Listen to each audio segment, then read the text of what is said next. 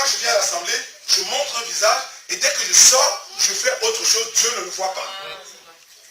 Et il est bavard, cet esprit. Il parle. Mon frère peut vous le dire. Sur chacune des personnes ici, il dit. Quand il voit, il parle. Il parle.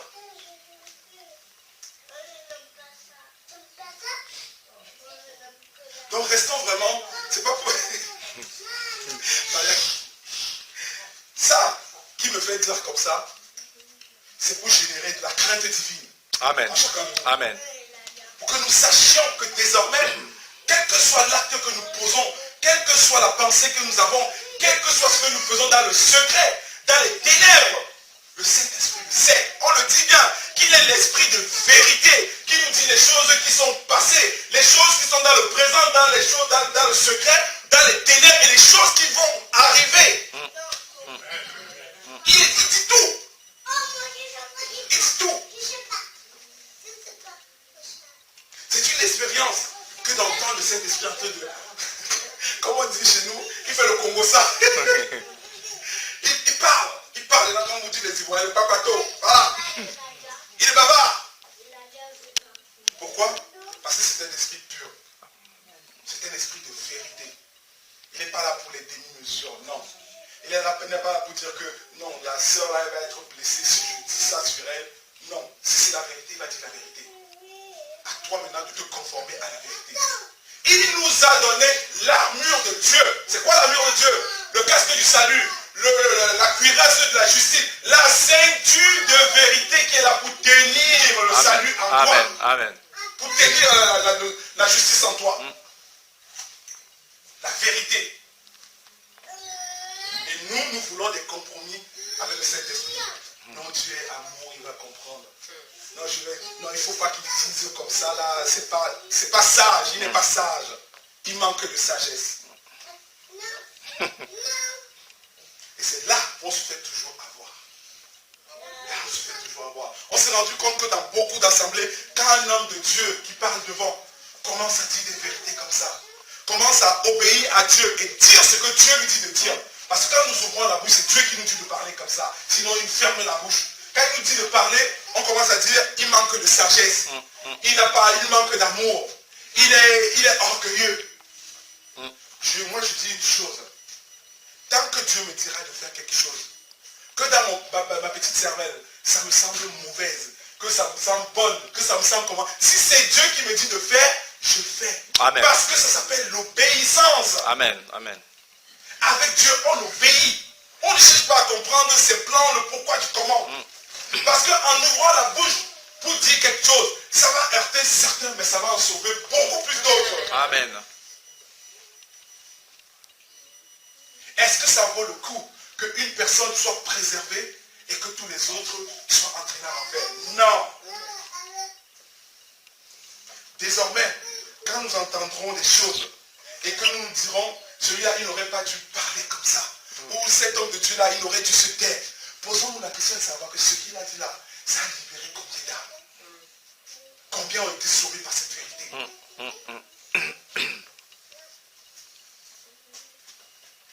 On ne peut pas juger des capacités de Dieu. On ne peut pas. Nous sommes très mal placés pour juger des actes de Dieu.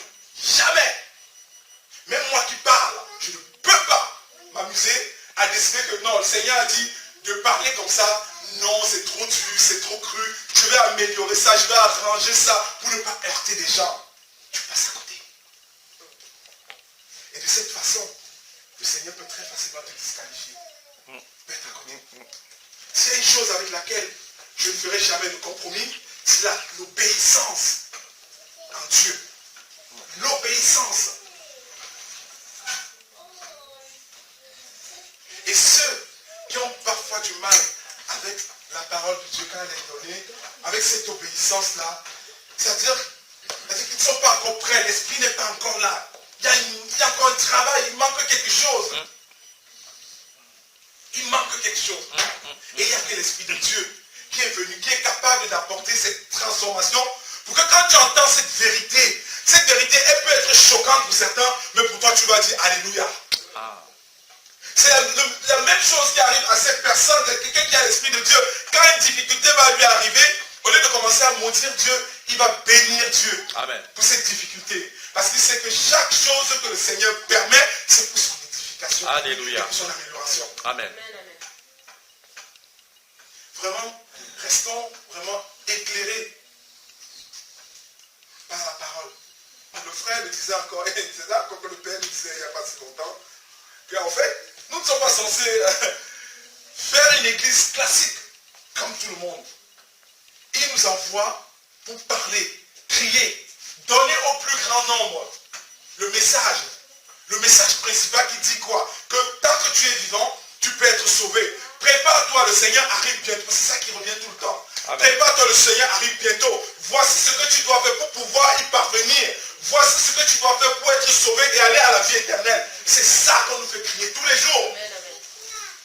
Une fois qu'on vous a crié à vous, vous avez aussi le devoir, parce que la doctrine que Christ nous a laissée, c'est la charité et l'amour. Alléluia. Et par amour pour les autres, parce que vous voulez qu'ils vivent, vous devez leur dire ça. Mon frère, tu continues avec des femmes comme ça, tu es dans le péché, tu vas aller en enfer. Ma soeur, tu continues à poursuivre l'argent comme ça, tu es dans le péché, tu vas en enfer. Mon Amen. frère, Amen. si tu continues à suivre la femme de quelqu'un, tu es dans le péché, tu vas en enfer. Amen. Maintenant, tu peux aussi dire à la personne, écoute, Dieu t'aime beaucoup. Si tu te repens de tes péchés, il te sauvera. Amen. Amen. Amen. Parce que le but, ce n'est pas simplement de fustiger ou de pointer du Non, doigt. non, Non, non. c'est de montrer aussi aux autres qu'il y a un espoir pour tout le monde. Alléluia. Amen. Nous tous, ici présents, nous avons notre part de responsabilité. Alléluia. Si le Seigneur a permis que chacun d'entre nous ici entende ce message, c'est parce qu'à travers chacun d'entre nous ici, il veut sauver des milliers d'âmes. Amen. Il y a des personnes que vous côtoyez que nous ne côtoyons pas. Des personnes qui ont besoin d'entendre ce message. Par vous, en leur donnant ce message, ils seront sûrement sauvés. Le Seigneur peut décider que demain, après-demain, écoutez, voir mes idées, je ne veux plus vous voir là-bas, je vous envoie ailleurs. On partira, sans même chercher à comprendre. Parce que le but, c'est de ne plus être là, s'attarder sur les églises où il y a le pasteur qui est assis sur un fauteuil en cuir, il y a des chantres d'un côté, il y a des anciens, il y a des diacres, et ceci et tralala, la maman pasteur à côté. Non, c'est fini ça. On n'a plus le temps pour ce genre de bêtises. Alléluia. Le temps aujourd'hui, c'est de dire aux gens, écoute, si tu continues comme ça, tu vas en enfer. Voici ce que tu dois faire pour être sauvé. Le Seigneur arrive bientôt, il peut arriver à tout moment où tu peux mourir là, où est-ce que tu vas aller. Voilà le message que nous devons transporter Alléluia. tous les jours. Alléluia. Christ, est-ce que Christ avait un bâtiment? Vous avez vu un endroit dans la Bible où on parle de bâtiment d'église? Jamais. Il se mettait à la plage ou soit au pied de la montagne, 5000 personnes étaient devant lui et il criait, il disait, Jean-Baptiste pareil. Il était en plein dans le désert, les gens partaient de loin pour venir le suivre pour entendre la bonne nouvelle. Et nous nous arrêtons à chercher à construire la plus grande assemblée. Nous nous arrêtons à avoir le plus grand nombre de membres. Nous arrêtons à avoir le pasteur avec costard cravate. Il y a des personnes qui portent la Bible, des personnes qui sont là derrière, vraiment comme des... Les chindas. Je pleure. Il pleure. Est-ce que ce pasteur diffuse la bonne parole? Certes. Mais est-ce que c'est la parole du temps? Non. Ils vont vous prêcher comment faire pour être béni. Encore plus, la bénédiction, ce sont les choses matérielles à leurs yeux. Comment avoir un bon travail, comment combattre les démons, comment faire des retraites, je ne sais pas quoi. Mais ils oublient de prêcher le message du temps, qui est que Jésus revient bientôt. Qu'il faut tout faire pour être sauvé. Parce que quand tu es sauvé, c'est ton éternité que tu sauves. Nous ne devons plus perdre le temps sur des futilités. Alléluia. Nous devons avoir en permanence dans notre esprit, à chaque seconde, nous demander que, mais où est-ce que je veux passer mon éternité? Est-ce que je suis sûr que moi aussi je vais être sauvé? Est-ce que si le cheveu du Seigneur revient là, je vais être enlevé? Ça doit nous hanter même. Je ne sais plus penser différemment que penser Dieu. Sincèrement de vous à moi. Parce que c'est une chose qui me hante en permanence. Dans chaque acte que je pose, dans chaque activité que je mène, à chaque instant, il y a Dieu dans mon esprit. dans mes pensées, tout le temps. Je ne demande pas d'être comme ça.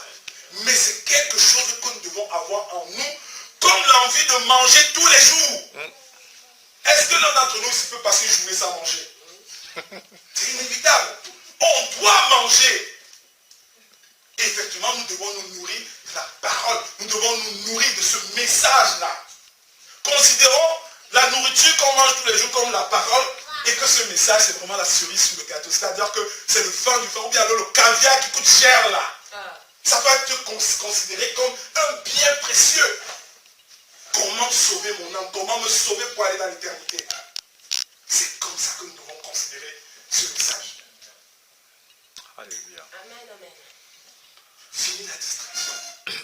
Ne laissons plus les gens qui vont nous distraire. Quand c'est le moment de penser à Dieu, quelqu'un va t'appeler, bla bla bla bla bla bla, vous parlez des choses, des futilités. On peut parler des gens. Non!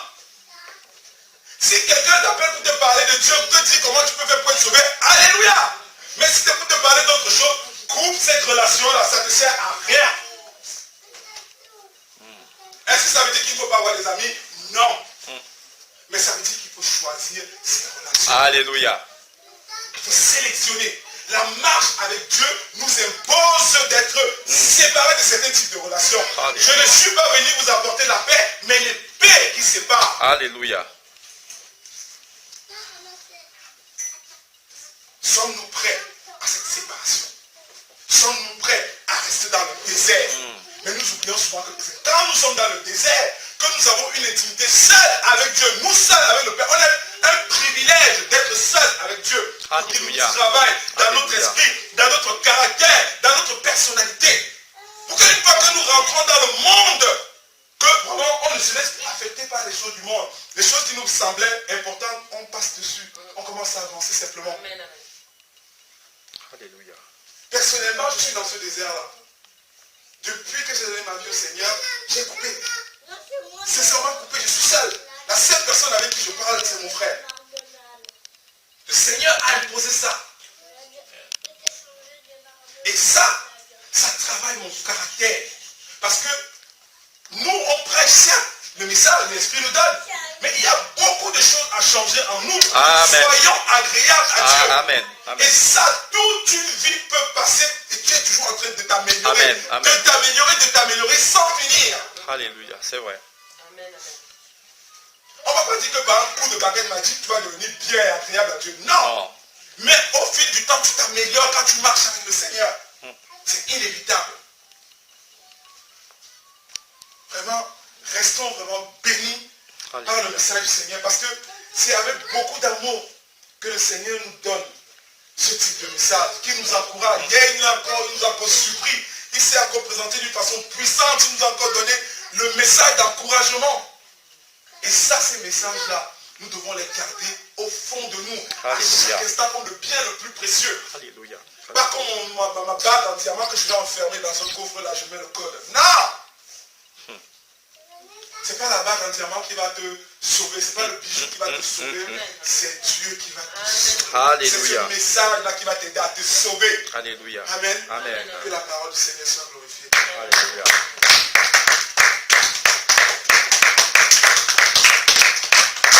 Pendant que la gloire a dit, Alléluia. je vais te parler d'une seule phrase.